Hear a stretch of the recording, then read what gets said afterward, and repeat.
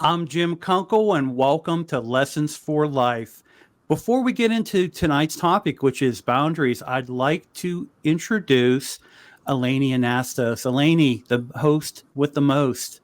Welcome. Hello, Jim. It's so good to be here with you again for another Lessons for Life live stream.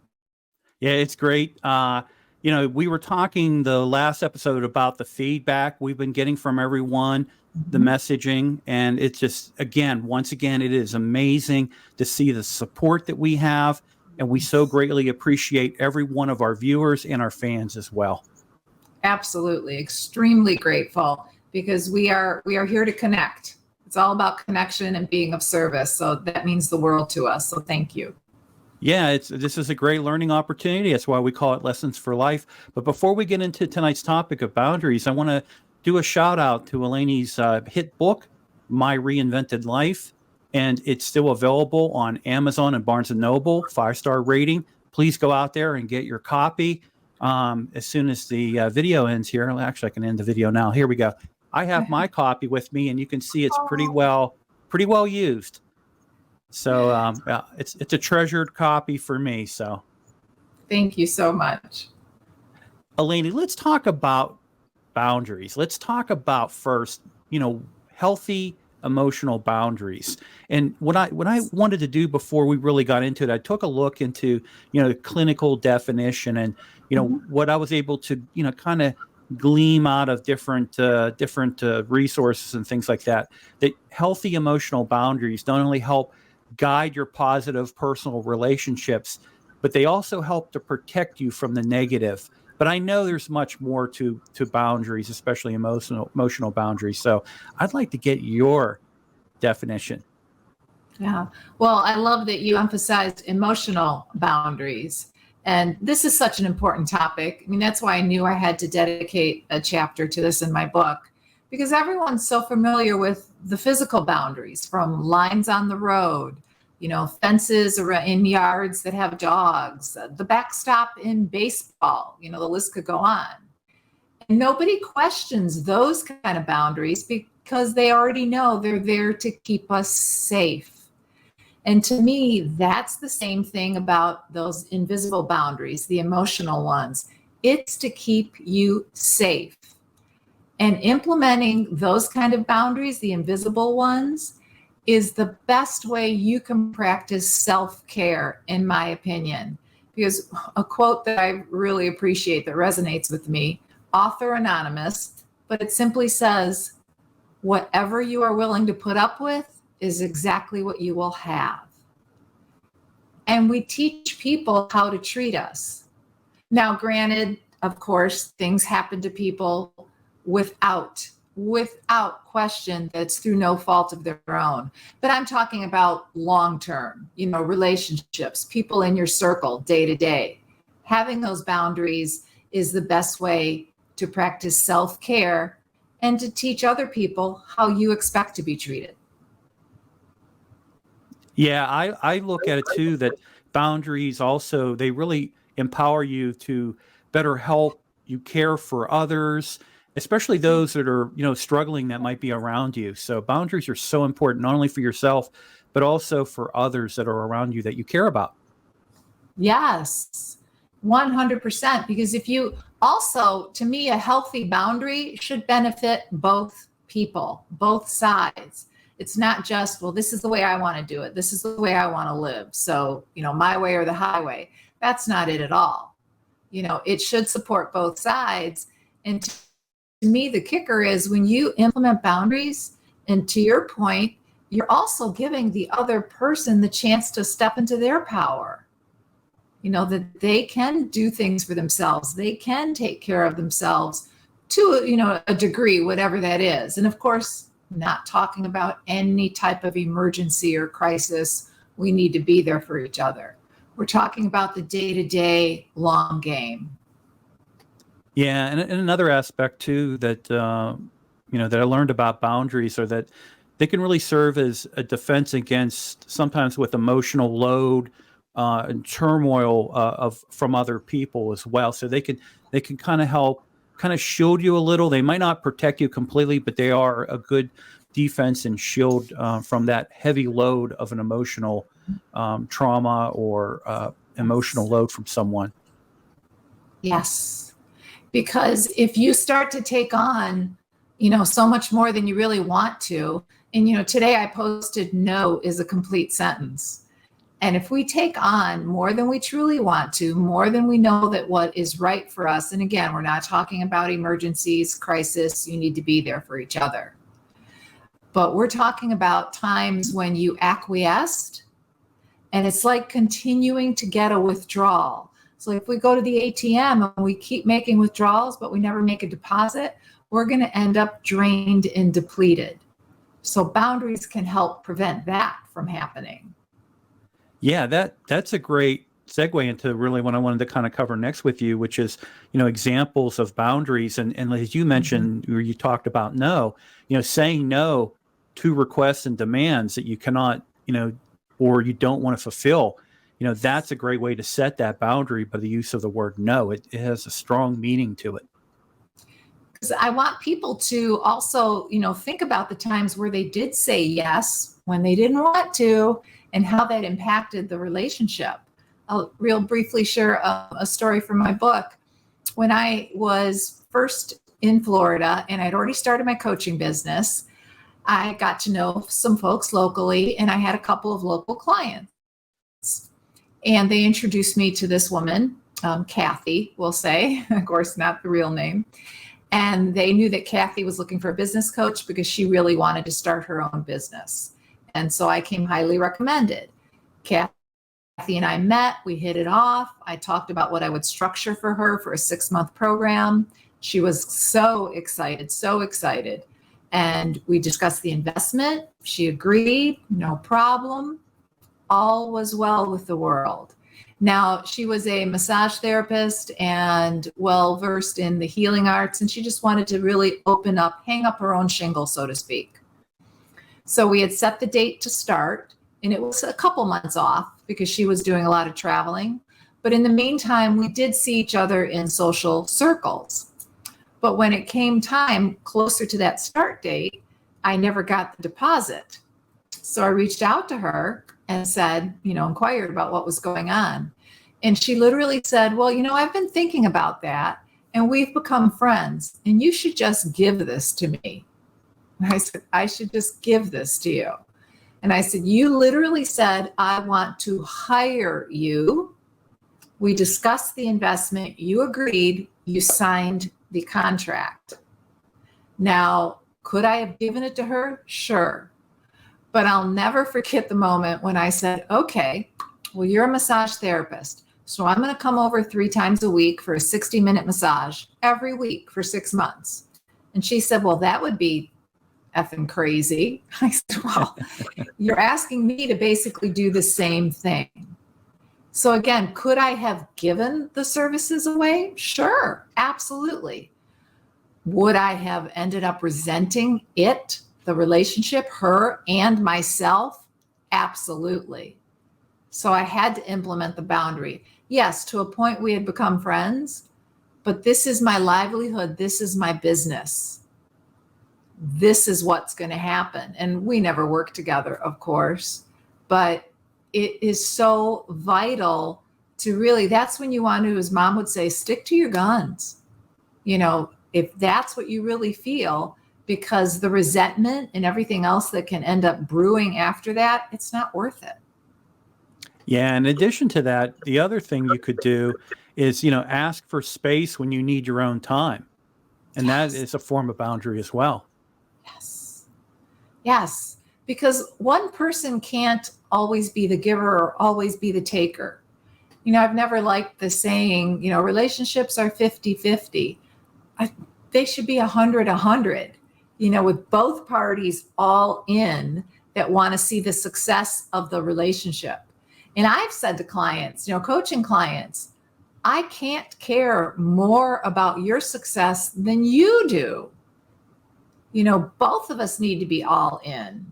And to me, that makes a significant difference. And it is a component of success when you can install those boundaries. And then to your point, which I appreciate, if you need space, if you need time, you establish that.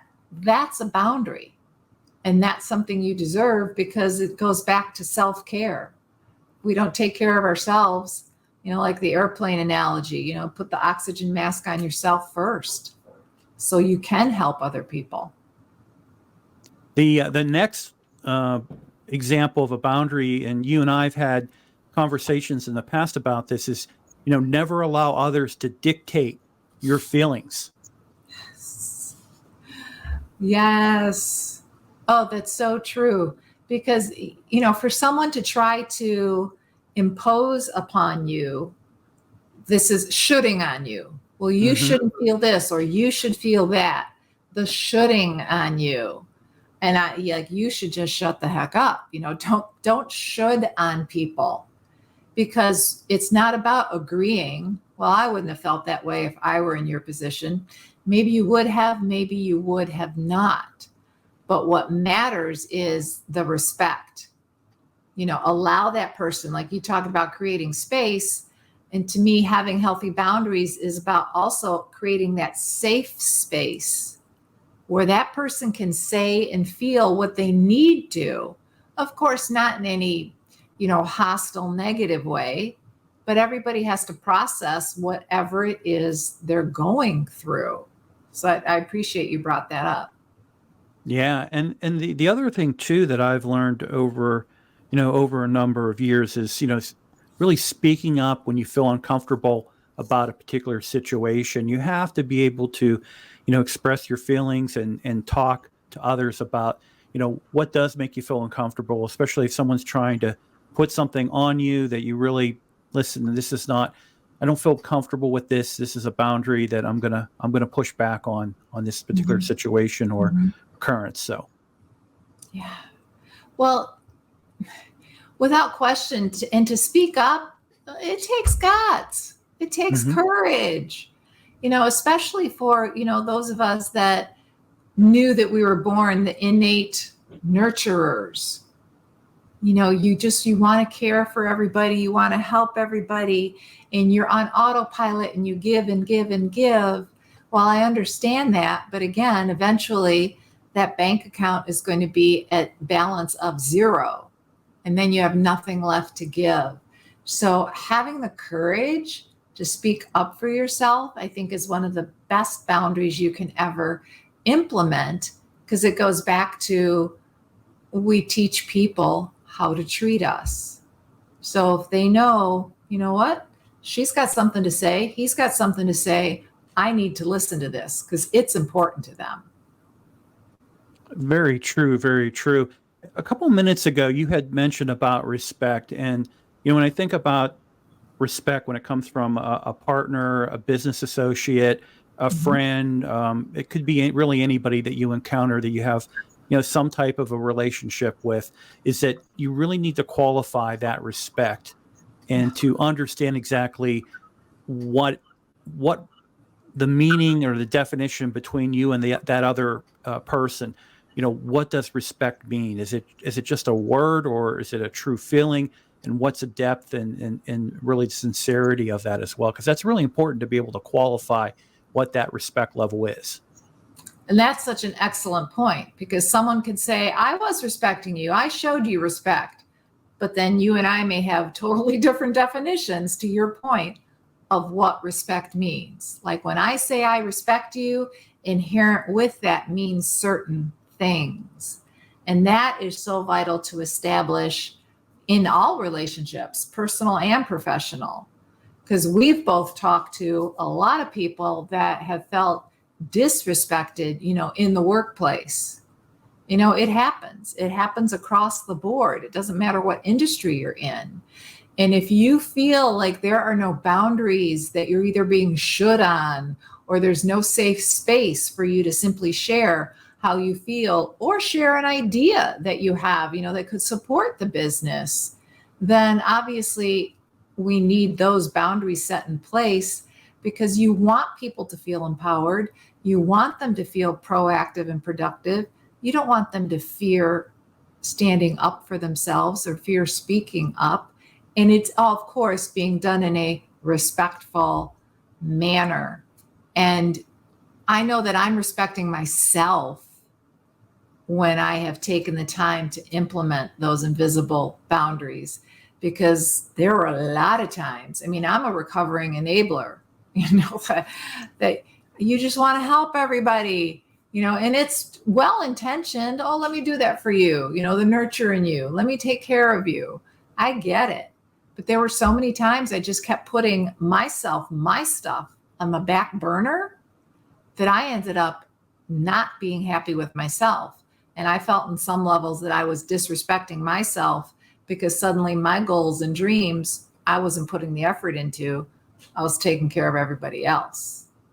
Can you relate to that at all? I definitely can. And we have a very good comment posted here that kind of takes the aspect of the legal or the contract, and boundaries are really that. This is a big one, so I'm going to read through it. Elenian asked us any high-level insights on legal contracts with entities as it regards boundaries when the train goes off the rails. The contract was signed, but the legal partner is not meeting their end of the bargain in context, personal contact when the person has become a friend and intrinsically connected with you in multiple ways. Mutual respect is there, but everything could possibly go to hell in a handbasket quickly. Thank you, Carl. That's an excellent post. And really what first comes to me, because I do reference boundaries and behavior in all of my contracts. So I really appreciate that. But the first thing that comes to me because Carl, and if you're still listening with us, please respond. When you said mutual respect is still there, but the other person was not keeping their end of the bargain, so to speak, then is that really mutual respect, or is something else going on? That's what struck a chord with me. And if someone suddenly, because we could have the best of intentions, we start down a path, you could start working with someone, you could hire a coach. It might not be the right fit for you. That's okay. I've invested myself with coaches and signed the contracts. And a little bit down the road, I went, no, this is not what I want and need. So I exited. But maintaining or staying in that relationship, professional or otherwise, and simply not doing your part, for me, that's disrespect. What would you say, Jim? Well, I mean, if you're in an agreement, you have a contract, and I'm going to do this, you're going to do that, and what happens is one of those parties is not delivering, you really don't have a contract at that point. Yeah. And so that's where you have to be able to, again, confront that situation and find a remedy. And the remedy might be a dissolution of the contract. Yeah, absolutely seeking a remedy. But again, it can't be continued to be tolerated. Yeah. You're the giver, they're the taker, so to speak. Because if you're still following, the letter of that contract and doing what has been asked of you, the other person is not, again, that's the out of balance. You're in at 100%, they're in at 5 to 10%. That no relationships can be sustainable that way, professional or personal. And there might be an occasion where there's a misunderstanding or some type of grievance. You can work it out. I've seen situations with business contracts in my past lives where things didn't start off the right way. A couple rough spots, you work through those, and then all of a sudden, boom, you've got a great relationship because now you fully understand, both parties understand each other and they know how to operate. Because sometimes egos can come when you have professionals, sometimes egos can step in and that can cause contract problems as well. Yeah. But back to, what you were talking about before too, is being able to, you're so welcome, Carl, being able to stand up for yourself takes courage. Creating that safe space takes courage. Because to me, confrontation in a respectful way is good for the soul. Yes, and I remember telling my mom, decades ago, because I would want to confront something with her. And at first she thought maybe I was, just going to be angry and it was going to be punitive. I said, no, I'm confronting this so we can deal with it because I want our relationship to be the strongest it can possibly be. And I feel that way in the workplace as well, when I've been an employee and when I have had to let colleagues go, and actually it happened with one of my assistants not too long ago, where I confronted, the issues that I was concerned about, and she did a 180 because I confronted her, letting her know in advance, I need to talk to you about X, Y, and Z. And what I want for both of us is the best possible working relationship. And right now, I don't feel that we're functioning at the best possible level as a team. So let's get this out into the open. And that's different from being, punitive, like you're just trying to guilt or shame someone. No, not at all. Confront to get back to your equilibrium, that Yes. you're on even ground. So let's talk about setting healthy boundaries. And the first thing, that comes to my mind is the act of setting, healthy boundaries really comes down to putting yourself first. And that's respecting who you are as a person, your identity, your values, what needs you have, your goals, your emotions, your desires. And something that you've said multiple times, and I wrote this down, that it's okay for you to be you. Yes, 100%. And it, again, as long as there's honesty, authenticity, and respect, you should never have to apologize for your feelings or what you're thinking or your opinion. Because again, big difference. Like when I was a teacher back in the day, people would wonder, well, why is that student so successful with you, but in every other classroom, XYZ happens? I said, because in those classrooms, they're used to a punitive setting.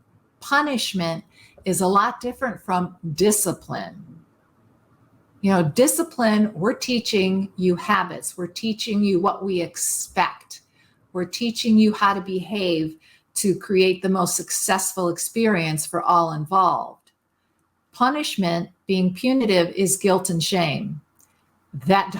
Does anyone get inspired or motivated by that? You might in that moment because you just want to get through that moment. But again, I'm talking the long haul, the success of any long-term relationship in business or at home.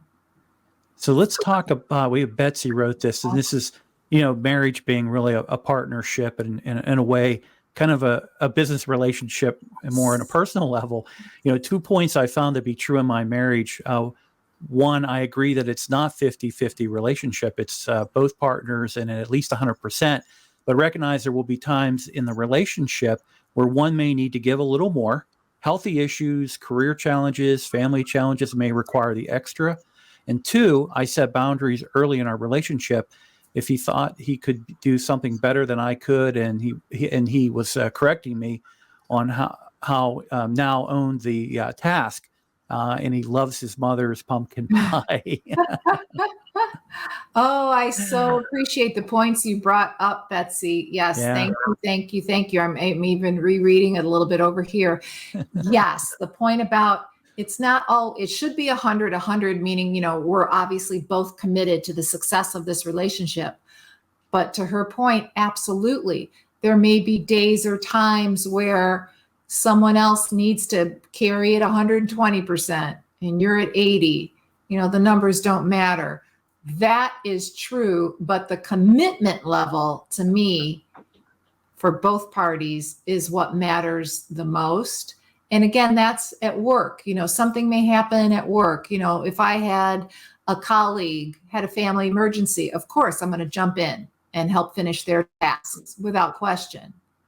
But if that became a habit, if that was a day-to-day routine, and you were enabling them to get away with never pulling their share, then the resentment's going to build. That relationship's going to erode. So again, the boundaries are so important, especially the ones you can't see. Yeah, and really kind of reading into and the post from Betsy, when I think about, with a healthy boundary, it doesn't mean that you automatically discard all dissenting opinions. Instead, you want to pick up and look at them, consider whether they have validity and whether to move forward with them. So, you really want to take a look at any dissenting opinion and arrive at a decision. And I think that's a healthy thing when you really look at that in any type of a relationship. Oh, so true. Yes, Betsy, exactly. So thank you for reframing that. And I have no doubt that that's what Betsy had intended at the beginning as well. Yeah. Because I don't think I'm right all the time. Who is? Nobody is. But again, it goes back to, we have to have that safe space where we are respectfully listening to each other's side. It doesn't mean that you're going to automatically, jump to the other side. Well, this is what they say, so now I'm going to go along with them. No, everybody wants to feel heard. I think that's a big one. Everyone wants to feel heard and valued. And even if we disagree, we can agree to disagree. This respect can still be there. And if you've got those healthy boundaries, it makes all the difference in the world. Yeah, and something else too that really I think about is that if you really set a strong, healthy boundary, it also should be able to withstand, opinions coming from others. There are people they're going to force their perspective. They're going to force their opinion on you, and you should be able to maintain the boundary if you set it up properly. And this happens in any type of a relationship, business or personal, family. It doesn't really matter. You're going to have other opinions coming in, and they're going to be hitting you from the sides. If you have your boundaries set properly, they're going to weather those storms. They're going to be able to take those hits and move forward. Now, they might change a little, but they're still going to stay relatively consistent. Yes. And I appreciate Betsy's last comment there. Yeah. Again, having the respect and the boundaries, that's huge, especially after 53 years. So that's quite the testament. And I'd be willing to bet that you two, Betsy, have not agreed or had the exact same opinion on every single issue you faced in over half a century. Yeah. But when the boundaries and respect is there, and I know we're coming up towards the half hour, but I wanted to reinforce what I started with, that no is a complete sentence. Please hear me when I say that. No is a complete sentence. If someone comes to you, and of course, I'm not talking about an emergency or a crisis. We need to support each other. We need to be there for each other and have compassion. I'm talking about the day-to-day grind, whether it's at home or on the job. If someone comes to you and it's a non-urgent request, and you're in the middle of doing your own thing, it's okay to say no. But I want to caution, please do not then start apologizing or make excuses, because then to me, you're disrespecting yourself. You could even practice saying no in different ways. No, that's not a fit for me, or no, I'm not available for that. You simply are done. And then what I often do, because I had, a neighbor that I often supported and helped. And when he would call and I was right in the middle of something and obviously non-urgent, I said, no, I'm not available now, but let me look at my calendar. I said, how about 2 p.m. this day? So you're still validating them, you're still honoring them, but you're putting it in your calendar at a time that works for you. Again, the healthy boundaries should benefit both sides. Yeah, and one last thing I'll leave is that other people might think they know what's best for you, but you have to remember that you have to figure boundaries out for yourself. 100%. Absolutely. And even though people could have the best of intentions, yes, please focus on and take the time to figure out what works for you. That's a good point. And as everyone could see, as I posted, next Monday, we both have commitments. Yes. So we'll be back in 2 weeks. Yeah. Correct. But I'm excited for the next topic. Timelessness. Yes. But we'll have time for that, right? Yeah. So, Lainey, I'm sorry. No, please go. Oh, no, I was going to say, how can people get in contact with you? You can find me here on LinkedIn, on Facebook, on Instagram, my website, elenianastas.com. And I really always welcome the connection to have conversations. In fact, I had somebody reach out after we had our gratitude live stream last week, and I was so grateful just to, to have that conversation, because sometimes people hear things differently and then you have questions. And I know both Jim and I are always grateful to cultivate those connections. So don't hesitate to do that. And Jim, what's the best way for people to find you? Well, it would be on LinkedIn would be probably the best way. And I also want to kind of jump onto what you were talking about earlier. I appreciate people because, we have our experience, we have our education, we have, kind of our wisdom that we offer out there. And there's always other opinions and other examples and other ideas. And I cherish that. I really like when people say, hey, you said this, but how about that? And I love that because I don't know everything. And I love hearing other people's opinion. So continue to do that. I really appreciate that. Oh, yes, we do. Thank you so much. That's a great point. All right, then. We will be back in 2 Mondays. Yes. Timelessness. Please share the replay, like and share the clips when we put the clips out, and hold on, but we'll be back with timelessness. Eleni, thank you so much. Thank you. It's always a pleasure co-hosting with you, my friend. And thank you to Carl and to Betsy for sharing your comments. And again, anyone, please feel free to reach out to us. We welcome the connection. All right, everyone. Have a great rest of your week, and we'll see you in 2 Mondays.